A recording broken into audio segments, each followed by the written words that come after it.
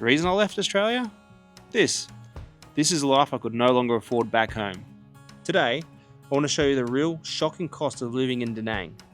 A life where I can eat breakfast for just over $1 and rent a comfortable modern apartment for a price that will absolutely shock you. We're going through all the major costs today: rent, coffee, utilities, transport and more. By the end, you'll have the insight into my budget to help you make your own jump. Can I maintain a comfortable, happy life in Vietnam on a fraction of a Western budget? This is the true cost of my life in Da Nang, and the proof that an escape route can work.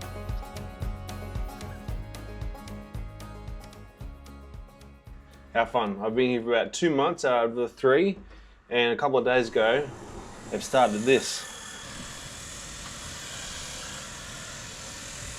Forgetting that noise for a moment, the reason you can have such a good quality of life here is just how far every single dollar goes. So what we're going to do today is have a look at some of the expenses that you could reasonably expect to find living here in Da Nang. Now sadly, Jimmy's down for the count, so that gives me 2 options to get around. One is to take a grab everywhere, the second one is to hire a scooter.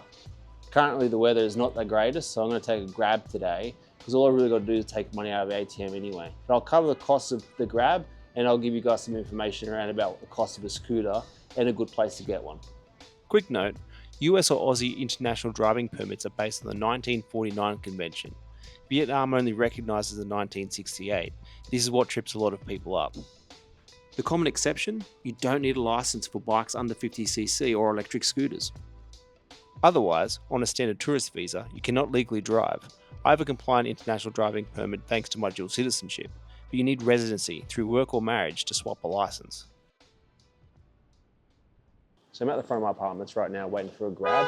I'm going to go to an ATM to pick up some cash for my rent that's due tomorrow. This ride is going to cost me about 41,000 dong, which is about $2.20 Australian. It's about a 1.5 kilometre ride from where I live, and it's going to set me back about $2.40.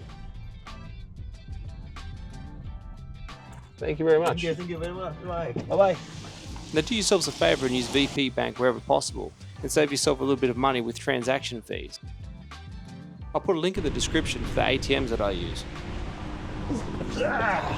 Xin chào.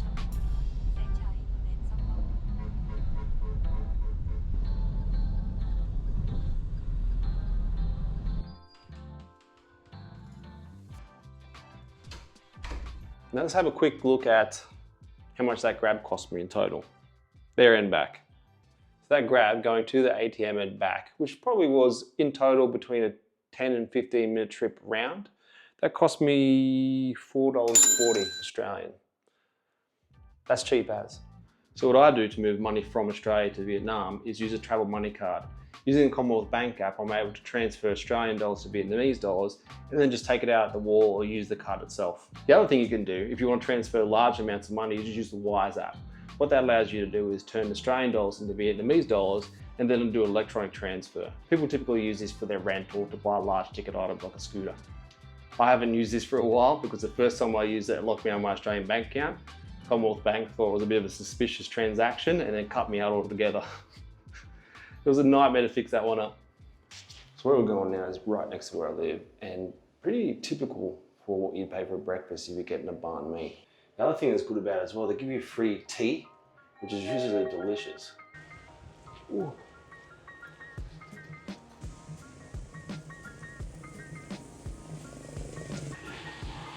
Xin chào.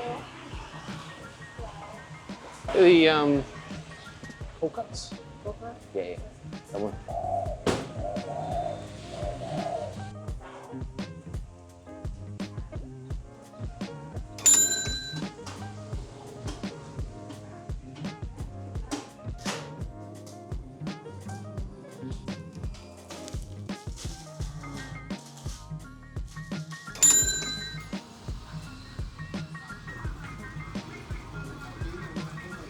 Now, if your personal circumstances are such that you can ride a bike, or you want an under 50cc, these guys are the way to go.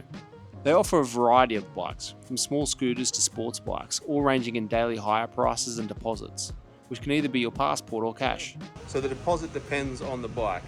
So from 1 million to 15 million depending. Okay, sweet. And you got a lot of bikes. You got a lot of bikes. You could pick up a lower end scooter starting at around 200k per day with around a $1 million. Thanks, mate. I deposit. appreciate it.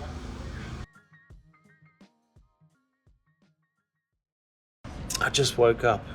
I woke up to the lovely dulcet tones of roosters never shutting the hell up and these gentlemen constructing.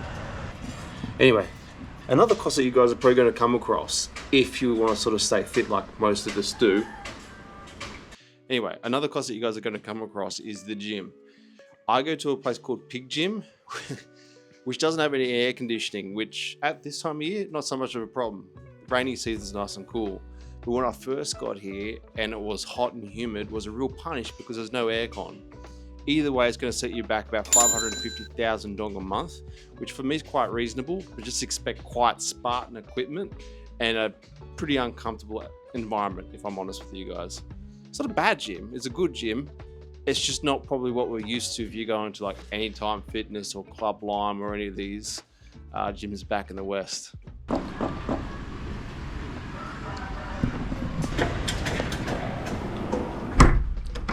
My friend Matt recently introduced me to the idea of stretching before going to the gym, and it seems to work.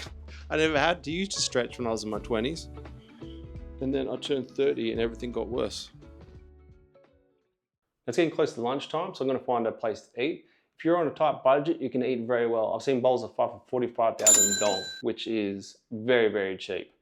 Other than that, it really just comes down to what your budget is. You can eat Italian here, you can eat American, you can eat whatever you want. Da Nang has it all.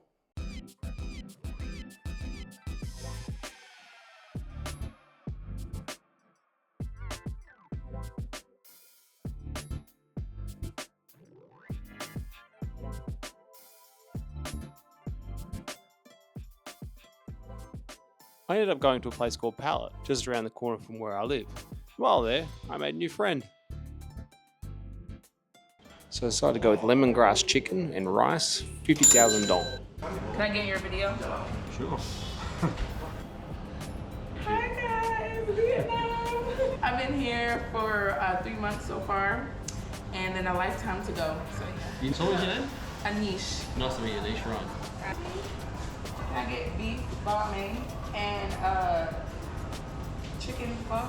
Food that we're getting is literally probably going to be like $3. In the morning, I have a banh mi, right? And it cost me 20,000 dong. 20,000. Oh yeah, 20,000. I literally saved not saved. The cost of living is very, very, very more affordable. Like in Thailand, I would say I was spending 2,000 a month on everything, and it was just really like a lot. How much you pay for laundry? It's like $1. US. It's not bad. What are you eating? Chicken and rice, but it's like, we call it lemongrass. Like curry. Yeah, it's like curry. So you got a sizzle plate there. That was 50, right?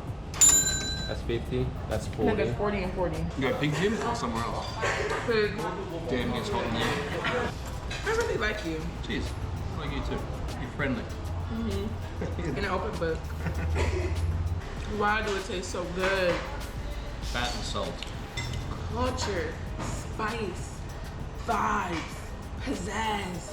And I people, love it here. And the people are so friendly. If you're thinking about somebody, it's most likely to think about you too. Really? I haven't heard that one. I might sound a little delusional, but it's true. I was going to say, it sounds like bullshit. Now, you don't always have to eat local. There's a lot of options here in Da Nang. So what I might do tonight is go for a bit of a walk and see if I can't find something that's not so local and maybe a little bit more expensive, just to give you guys an idea of what else you could expect to find in Da Nang. One of the things I've missed a lot being in Da Nang is a kebab. I love kebab. I'm gonna go for a hunt for one of those. It's probably part of the reason people love living here. You get that variety. One of the things we might check out after dinner as well is go into one of the local marts, and I'll show you guys like the price of coffee and beer as well, because it does vary. If you buy it at a restaurant, it will be obviously more expensive than if you buy it at the local supermarket. Having said that, it's still cheap. Another cost that you'll incur while you're here, as you would anywhere, is internet. Now, the internet I get provided for free at my apartment, but in terms of the phone plan, I get 8 gigabyte a day, and I pay 200,000 dong a month. I never bothered getting actual calls though. I only got data because, I mean, who am I going to call while I'm living here? Everyone I contact's via the internet. The only time I've needed to call people is when I'm sort of hunting for apartments. And they'll often put phone numbers on the doors so you can contact the landlords, but apart from that, it's not really needed.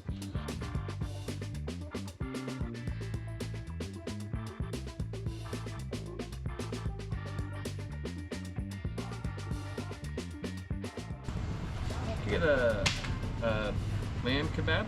Yeah. A medium? Medium. A mango smoothie? Come on, thank you. Cảm ơn.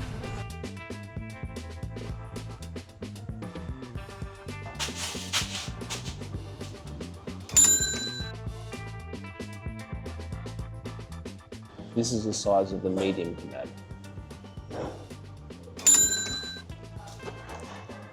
My hand to the scale. I've had the large here before and I couldn't eat the whole thing. It was just too much. So this time I thought I'd go the medium.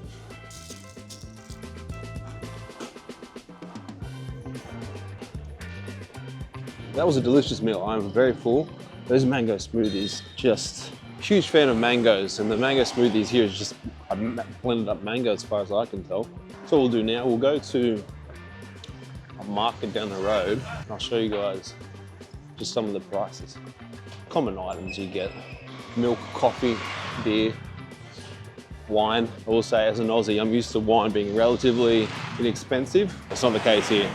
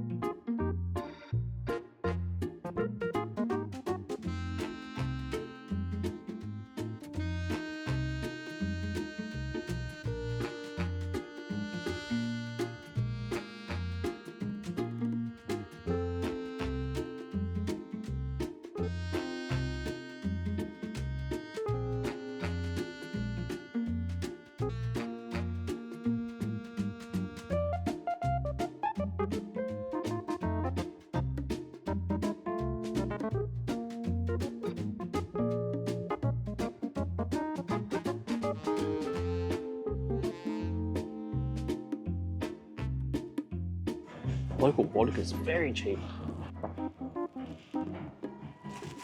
Couldn't tell you if it's any good though. I'm not brave enough.